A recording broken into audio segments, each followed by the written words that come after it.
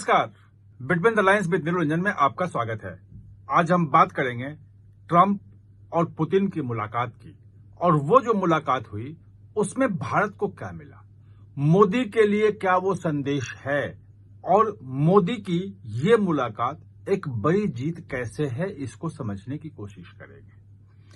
तो सबसे पहले ये कि ट्रंप और पुतिन की मुलाकात में कोई नतीजा नहीं निकला। नतीजा इसलिए नहीं निकला कि कोई सीज फायर की घोषणा नहीं हुई, कहीं कुछ नई बात नहीं हुई। दोनों ने ये कहा कि बहुत पॉजिटिव साइन है और बातचीत बहुत पॉजिटिव ढंग से हुई है। मुद्दे जो हैं वो चुन लिए गए हैं। जो बेसिक इश्यू है, बेसिक कंसर्न जो रूस का है, जिससे कारण लड़ाई शुरू हुई है, उससे ट्रंप को पुतिन ने अवगत करा दिया है। और ट्रंप ने कहा है कि वो नाटो, यूरोप के जो सहयोगी हैं और जेलेंस्की हैं, उससे बातचीत करके फिर आगे करेंगे। और पुतिन ने उनको मॉस्को आने का न्योता भी दे दिया। और ट्रंप जो हैं उनको मना नहीं कर पाए, ये नहीं कर पाए कि मॉस्को नहीं आऊंगा। यानी कि दोनों के बीच में एक पहली बार जो है आइस ब्रेकिंग की तरह हो रहा है। आपस में दोनों बड़े नेता मिल रहे हैं। जो अमेरिकन जो एनालिस्ट हैं उनको मैं सुबह से सुन रहा था, उनका यह कहना था कि इसमें किसी न किसी तरह से पुतिन की जीत हुई है। ट्रंप की हार भले न कहें, क्योंकि ट्रंप ने कुछ खोया नहीं। पहले से ही कह रहे थे कि पहली मुलाकात है, ये पहले समझेंगे, फिर जेलेंस्की से बाकी लोगों से बातचीत करके एक हम उस पर देखेंगे कि कैसे शांति स्थापित हो सकती है। तो इसका मतलब यह कि ट्रंप की हार तो नहीं है, लेकिन कुछ लोग जो थे, वो जो ट्रंप की बॉडी लैंग्वेज थे, उससे वो समझ रहे थे कि ट्रंप कहीं ना कहीं बहुत दबाव में है। और उनको ये लग रहा है कि जो कुछ वो बोलते हैं कि मैं एक दिन में यूक्रेन रूस युद्ध खत्म कर दूंगा, 7-8 महीने हो गए, अभी तक कुछ नहीं हुआ और आज भी कोई नतीजा नहीं है। यानी कि जो भारत पे 25% टैरिफ का पेनल्टी लगा के भी जो ट्रंप कह रहे थे कि हम पुतिन को बातचीत के टेबल पर लाने पे मजबूर कर दिए हैं, क्योंकि भारत पे हमने ये 25% की पेनल्टी वाली टैरिफ लगा दिया है, वो उससे भी कोई बहुत ज्यादा फर्क नहीं पड़ा। और जो इश्यूज हैं वो वही हैं। लेकिन भारत के लिए एक बड़ा इसमें संदेश है, एक टेक अवे है। भारत बीच में भले वहां पे न हो, लेकिन बातचीत के केंद्र में जो है वो भारत ही वहां पे है। क्योंकि इसी बातचीत पे 25% जो टैरिफ लगा हुआ है भारत पे पेनल्टी के रूप में, वो निर्भर करता है। अगर वो 25% टैरिफ हट गया तो फिर 25% जो वैसे टैरिफ लगा हुआ है उसको मैनेज कर सकते हैं। जो भारतीय निर्यातक हैं वो भी कह रहे हैं हम मैनेज कर लेंगे, कुछ अपना प्रॉफिट कम करेंगे।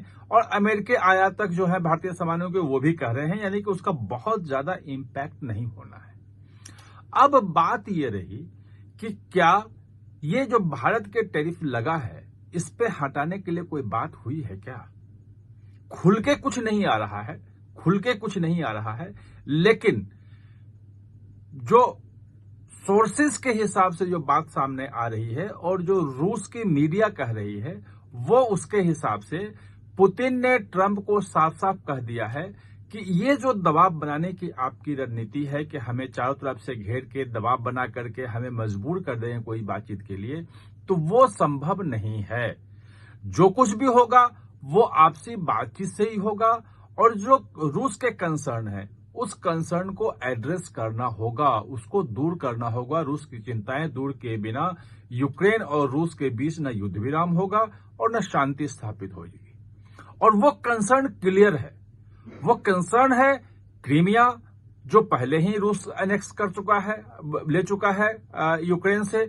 और यूक्रेन के जो 4 राज्य हैं जो रूस की सीमा सटे हुए हैं, वहां रूसी मूल के लोग रहते हैं, उसमें रूसियों की हिफाजत है। पुतिन कह रहे हैं कि वो हमारे रूस में दे दो, या उनका एक ऑटोनोमस बॉडी बनाओ, या उनकी रूसी जो भाषा जो बोलते हैं उसको मान्यता दो। कोई ना कोई रास्ता निकालना पड़ेगा। और सबसे बड़ी बात यह कि नाटो में यूक्रेन कभी नहीं आएगा।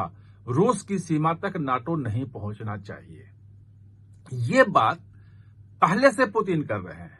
2022 में जब ये युद्ध शुरू हुआ था, उसी साल 2 जगह पे दोहा में भी हुई थी और एक और मुलाकात हुई थी और कोशिश हुई थी कि निकालने रास्ता। उस वक्त पुतिन थोड़ा झुके हुए भी थे और वो कह रहे थे कि ठीक है, क्रीमिया को मान्यता दे दो और नाटो में शामिल नहीं हो, और जो रूसी मूल के लोगों का जो भूभाग है उसके लिए भी बहुत ज्यादा दबाव उस वक्त नहीं बना रहे थे। लेकिन तब यूरोप के देशों को लग रहा था कि हमने जो सैंक्शन लगाया उससे रूस जो है बिखर जाएगा, टूट जाएगा, घुटनों के बल आ जाएगा। ऐसा कुछ हुआ नहीं, रूस ज्यादा मजबूत होकर आ गया। अब जो रूस के पुतिन जो कह रहे हैं वो सीधे सीधे ट्रंप को ये मैसेज दे दिया है कि भारत या किसी और के ऊपर हमारे कारण जो आप टैरिफ लगा रहे हैं उससे नहीं होगा। एक और जो इसमें महत्वपूर्ण चीज ये है कि इस टैरिफ के कारण भारत पे जो लगाया है, जो मैंने आपको पहले बताया था वीडियो में, कि उसमें ट्रंप की लोकप्रियता खुद भी बहुत नीचे गिर रही है। जो वहां पे उनका अप्रूवल रेटिंग जो हर हफ्ते आता है उसमें उनकी लोकप्रियता काफी गिरती हुई नजर आ रही है। दूसरा कि अमेरिकन एडमिनिस्ट्रेशन जो है, जो ट्रंप प्रशासन के लोग जो हैं, वो खुद ही इससे सहमत नहीं है और इसीलिए 2+2 बातचीत है, उसकी तैयारी शुरू हो गई है। अमेरिका ने कहा कि नहीं, वो बातचीत चलेगी, कोई दिक्कत नहीं है। जो 25 अगस्त को जो बायलैटरल ट्रेड एग्रीमेंट के लिए जो टीम आने वाली थी अमेरिकन, वो आ रही है। जो ट्रंप ने कहा था कि कोई जरूरत नहीं है टैरिफ जो 25% पेनल्टी लगाने के बाद, वो आ रही है, रुकने की कोई जरूरत नहीं है। पुतिन लौट आए अलास्का से, लेकिन भारतीय सेनाएं जो हैं वो अलास्का पहुंच गई है। वहां पे अमेरिकी सेना और भारतीय सेनाओं का संयुक्त युद्धाभ्यास वहां पे है। और ये जो पूरा का पूरा मामला है वो ये दिखा रहा है कि ये जो ट्रंप और पुतिन की बातचीत है पॉजिटिव वे में है। इससे कहीं ना कहीं से निष्कर्ष ये निकल रहा है कि मोदी जो शुरू से कह रहे थे कि इस समस्या का समाधान बातचीत से निकल सकता है और बातचीत ही एकमात्र हल है। अंत में 3 साल से अधिक लड़ाई के बाद ट्रंप और पुतिन एक टेबल पे बातचीत करने के लिए आए और अब ट्रंप जेलेंस्की यूरोपीय जो देश हैं उनसे बातचीत ही करेंगे। फिर पुतिन के पास आएंगे कि हाँ, इस मुद्दे पे एग्रीमेंट है। लेकिन इस बीच में जो जेलेंस्की को लगा था कि कहीं पुतिन और ट्रंप के बीच में जो बातचीत हो रही है वो यूक्रेन के भाग का फैसला ना हो जाए और हमारे साथ जो है वो सारे टेरिटरी देने के बाद जो है कहीं समझौते पे वो ना आ जाए और हम उस बीच में कहीं हैं ही नहीं। जैसे एल्डा में हुआ था 1945 में कि पूरे यूरोप में तमाम देशों के बीच में उसको बांट दिया गया और किसी से कुछ पूछा ही नहीं गया, फैसला ले लिया गया था। ब्रिटेन, यूएस, अमेरिका और उस वक्त यूएसएसआर था। इन सब लोगों ने मिलकर के पूरे यूरोप में तमाम देशों के बंटवारे कर दिए, किसी से पूछा नहीं था।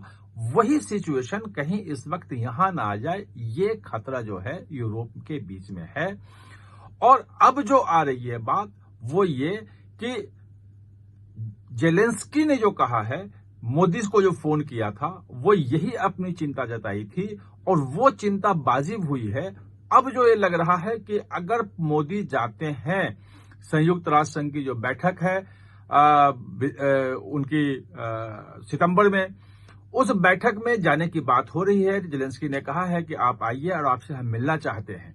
ये जो मुलाकात होगी तो भारत कहीं ना कहीं से इस पूरे ग्लोबल कॉन्फ्लिक्ट के सेंटर स्टेज में है। अमेरिका, रूस और उसके बीच में भारत, और भारत का जो पहले से। और हाँ, चैनल को सब्सक्राइब करना ना भूलें, इसका बेल आइकन दबाएं ताकि नया वीडियो कोई भी आए तो उसका नोटिफिकेशन समय पे आपको मिल जाए।